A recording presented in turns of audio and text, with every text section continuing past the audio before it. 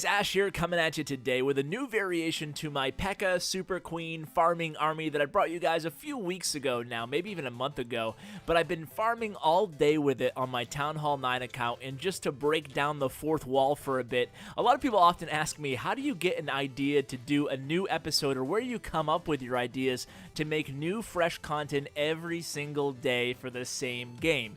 And it's a great question, and one of the ways that I do this is I just play a lot, right? So I farm all day during the day on my Town Hall 9 account, and then I just get a few attacks in on my main account, and basically what I try to do is play around with different troop combinations and see what works, and then if something works, then boom, I know what I'm going to share that night when I record my videos. So I play all day at work, don't tell my boss, and then later on, I try all day while I'm playing, I try to come up with new methods, come up with new ideas to share with you guys, and this is one of them. Today on my Town Hall 9 account, I'm like, how can I incorporate baby dragons into my Super Queen Pekka farming army? And I found a really great way to do so. It's not just for the novelty of, some people out there, no names, but they might just add troops to any old army that's already pretty effective and then say, new baby dragon strategy. But now I actually found a use for the baby dragons at the 10 troop cost, housing cost, and I actually think that you get enough bang for your buck to constitute actually adding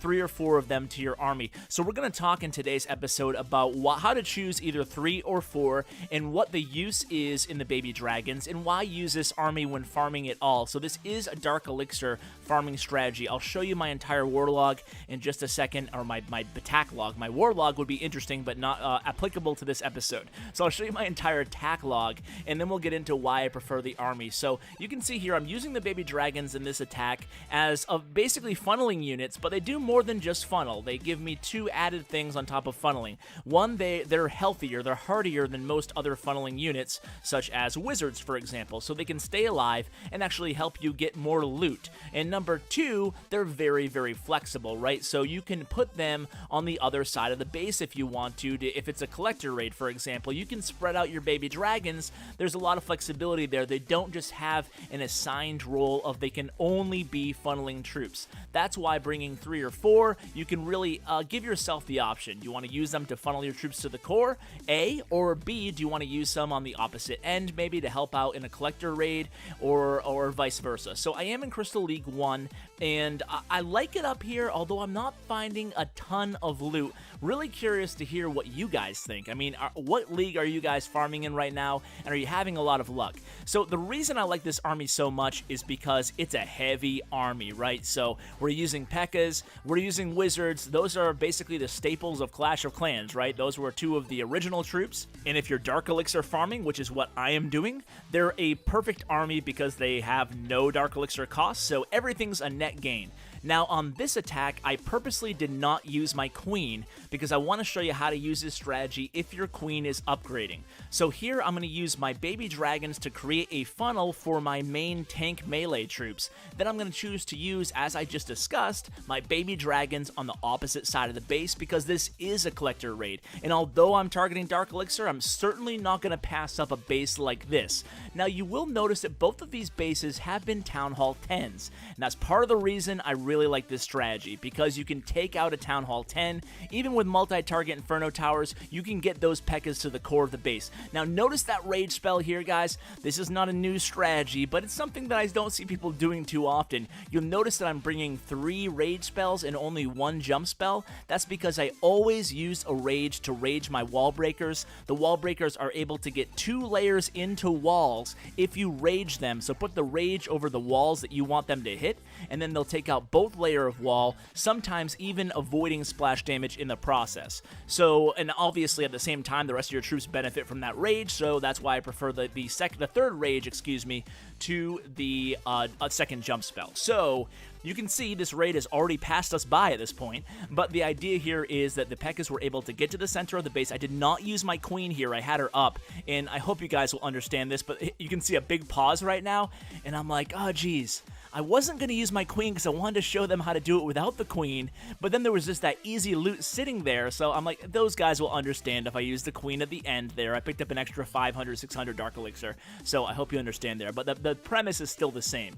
Obviously, no queen, not a big deal. You can still use this army to farm, just don't start with a queen walk, obviously. Don't start with anything walk. Drop those healers, and with that added troop space, add a 4th dragon. If you were only rocking 3 baby dragons, add a 4th baby dragon, and then add another Pekka, and then add a bunch of wizards. You have a lot of troop space to make up with those 4 healers not in the raid. However, obviously, if your queen is up and above level 10, 15-ish, I would definitely start out with a queen walk. Reason being, obviously, you can establish the funnel so much easier, even though baby dragons are effective in doing so. But more importantly, you can take out a lot of the base just with your queen, and you can see I established the west side of the funnel here. In the east, I'll drop 1 baby dragon. Make sure you don't drop them too closely together. Obviously, you want to make sure they're enraged. I think I do drop one a little bit too close to that baby dragon there, so let's keep an eye on that.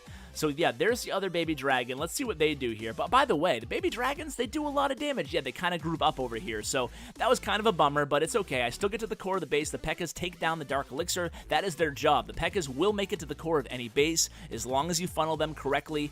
And I guess, you know, before I end the episode, I should talk briefly about the strategy in general, although I will link you the link to the original Pekka Super Queen farming video I did. I love the strategy. It's a heavy army. It takes a little bit to cook, but it's all about funneling the Pekkas to the core of the base. You start with a Super Queen, and that's basically the queen and 4 healers. You start her in against the base in an area where hopefully she won't be targeted by the Expo, because that's going to do the most damage to her. And if your queen isn't available, I would bring 4 baby dragons to help with a funnel. If she is available, I'd bring 3. So what you want to do is start her in a relatively safe spot, find the easiest path to the Dark Elixir storage, and then allow her to walk in that direction. On the other side of the funnel, on the opposite side of that queen walk, you want to drop 1 of your baby dragons. That will be plenty. Then you can, like I said earlier, you can choose where you want to use your other 1 or 2 baby dragons after that, but they do a great job. They're great for farming. I honestly, I've come full circle on these baby dragons. I thought the housing space needed to be lowered a little bit, but now that mine are level 2, you actually saw in my last baby dragon video, I just upgraded them, and that was whatever it was, 12, 13 days ago, whatever it was for the upgrade. So I just got level 2 baby dragons today, and man, I'm having a lot of fun with them. So you create that funnel, you drop the Pekkas, use your wall breakers and rage, and it's about as easy as that, guys. But and one final note I wanted to share with you guys. Now, you might be super disciplined unlike me, but for me, when I'm farming, I need to set goals for myself. So going into the day this morning, I was sitting at 42,000 Dark Elixir. I was able to farm up to 115k just while I was at work. And the reason being is because I set a goal. Ash, you are gonna upgrade your Barbarian King today. So that kind of made me stick towards the goal. It kind of kept me on my game all day. Every half an hour, I made sure I opened up my game, and I made sure I got a raid in there. So maybe if you're having issues with motivation or struggling farming, maybe set some goals for yourself, some daily goals, and you might have some more success. So guys, thanks so much for watching. Really appreciate it. Thanks for hanging out with me, and as always, take care. We don't play for fame, we don't play for